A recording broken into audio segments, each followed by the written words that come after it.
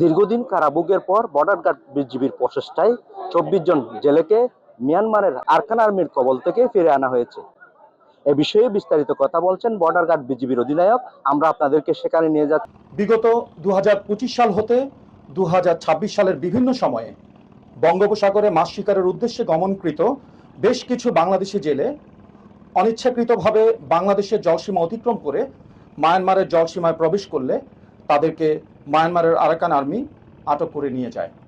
পরবর্তীতে আটককৃত জেলেদের মায়ানমারের অভ্যন্তরে সংশ্লিষ্ট সংগঠনের নিয়ন্ত্রিত স্থানে অথবা জেলখানায় সাজা দিয়ে আটক অবস্থায় রাখা হয়। উদ্ভূত পরিস্থিতিতে মানবিক দিক বিবেচনাকে অগ্রাধিকার প্রদান করে বর্ডার গার্ড বাংলাদেশের উদ্যোগের ফলে আটক জেলেদের ধাপে ধাপে প্রত্যাবর্তনের বিষয়ে উল্লেখযোগ্য অগ্রগতি অর্জিত হয়েছে এবং পর্যায়ক্রমে তাদের হস্তান্তরের ব্যবস্থা গ্রহণ করা হয়। এভাবেই কোটি কোটি মানুষের ঘরে দেশ জুড়ে ফ্রিজ একটাই, ওয়ালটন। এই প্রেক্ষিতে আজ 19 আগস্ট 2026 তারিখ বিজিবির একটি প্রতিনিধি দল নাফ নদীর শূন্য লাইনে আরাকান আর্মির নিকট হতে মোট 24 জন জেলেকে গ্রহণ করে টেকনাফ জেটি ঘাটে ফেরত নিয়ে আসে। ইতোমধ্যে স্থানীয় উপজেলা প্রতিনিধি ও আইন প্রয়োগকারী সংস্থার মাধ্যমে তাদের পরিচয় নিশ্চিত করার কার্যক্রম চলমান রয়েছে। বর্তমানে দেশে ফিরিয়ে আনা জেলেদের তাদের পরিবারের নিকট হস্তান্তরের কার্যক্রম প্রক্রিয়াধীন রয়েছে। এই সফল উদ্যোগের ফলে আটক জেলেদের পরিবার পরিজনের মাঝে স্বস্তি ও আশ্বাসের পরিবেশ সৃষ্টি হয়েছে। সীমান্ত সুরক্ষার পাশাপাশি দেশের জনগণের জীবন ও সম্পদের নিরাপত্তা নিশ্চিতকরণে বিজিবি সর্বদা দায়িত্বশীল ভূমিকা পালন করে আসছে। মানবিক সংকট মোকাবেলায় বিজিবির পেশাদারিত্ব, আন্তরিকতা ও কার্যকর সমন্বয়ের মাধ্যমে আটক জেলেদের দেশে ফিরিয়ে আনা সম্ভব হয়েছে। বিজিবি হবে সীমান্তের নিরাপত্তা ও আস্থার প্রতীক। এই প্রত্যয় বুকে ধারণ করে আমরা আন্তরিকতার সাথে দেশের সার্বভৌমত্ব রক্ষার্থে নিরলসভাবে কাজ করে যাচ্ছি।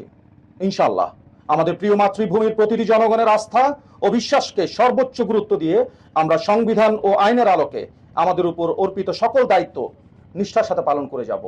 পাশাপাশি যে তারা মিয়ানমারের কোন অবস্থায় ছিল, কি অবস্থায় ছিল, সেখানকার অবস্থান আরাকান আর্মির হাতে তারা দীর্ঘদিন, অনেকে 1 বছর, 1.5 বছর, 2 বছর এমনটাই তারা সেখানে কারাভোগ করছিলেন এবং তাদেরকে কিভাবে রাখা হয়েছিল, কোন ধরনের খাবার দেওয়া হয়েছিল এবং তাদের বিস্তারিত বর্ণনা আমরা আপনাদেরকে দেখাবো। আমাদেরকে ওখানে ধরে নিয়ে 8 মাস পায়ে বেরিয়েছিল। বেরিয়ে দেওয়া অবস্থায় কোনোদিন কাজ না করে ভাত দেয় নাই। ভাত দেয় 3 বেলাতে 1 পাওয়া চাইলেন। একদিনে যদি 11টা বাজে দেয়, আবার দেয় 6টা বাজে, পরের দিন আবার 11টা বাজে। এই 3 বেলা মিললে 1 পাওয়া চাইলেন।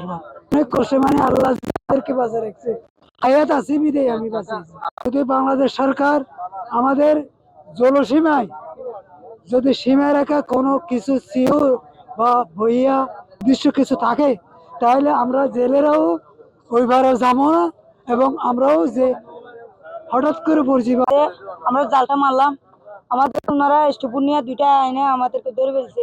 ধরে একবারে নিয়ে যায়, এখান থেকে ছবি না করে ওখানে ছবি করছে, আমাদের 1 ঘন্টা বুট চলে আমাদের করছে। ছবি করে বলছে তোমাদেরকে আমরা এ দেবো, মানে এই দেবো তোমাদেরকে, আমরা এই দিব বলছে। আর আমরা অনেক খুশি হয়েছে, এই দিব অনেক করে।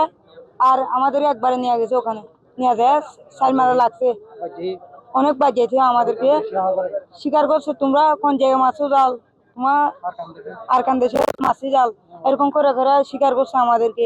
স্বীকার করে মাছ দিয়েছে। তারপরে আমার বাবাকে অনেক মাছ দিয়েছে। তারপরে জেলখানায় নিয়ে গেছে, বুসিরং জেলখানায় নিয়ে রাখিয়ে দিয়েছে।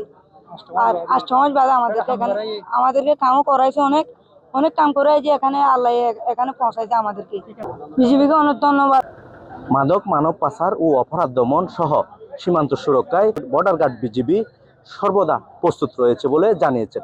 বাংলাদেশ মিয়ানমার ট্রানজিট জেটি থেকে বাংলাদেশ বুলেটিন, আরাফাত সানি, কক্সবাজার, টেকনাফ।